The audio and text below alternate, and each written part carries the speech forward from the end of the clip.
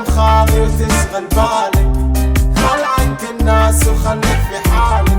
انت حر بحياتك ما لهم ومالك، اذا تخاف تخسر الناس فانت حتما هالك. مع الاغلبية خل بس بينكم مجرد سلام عليكم.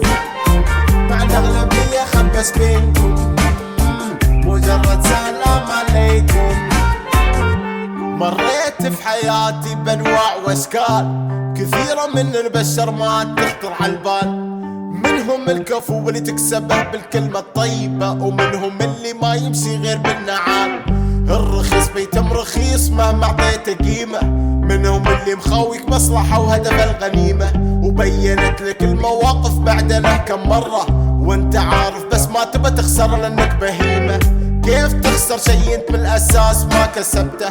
كأنك تسقي صخرة ما تمل تطلع منها نبتة. حسبت اعدائك كلهم ماخذ حذرك منهم، في النهاية جتك الطعنة منه لانك ما حسبته.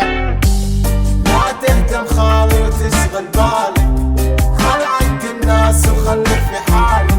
انت حر بحياتك ما لهم ومالك، اذا تخاف تخسر الناس فانت حتما هالك. مع الاغلبية خل بس بينكم مجرد سلام عليكم.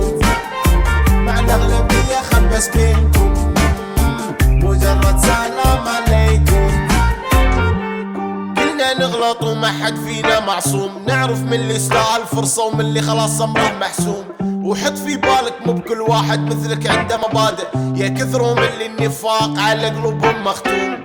تبي ترتاح احكم بالعقل مو بالعاطفة، القلب ما يعرف العدل وقراراته دايما خاطفة. بتحس بالراحة والهدوء الفترة قصيرة، ولكن نمشي وراه وشوف لو ما دخلك في نص العاصفة.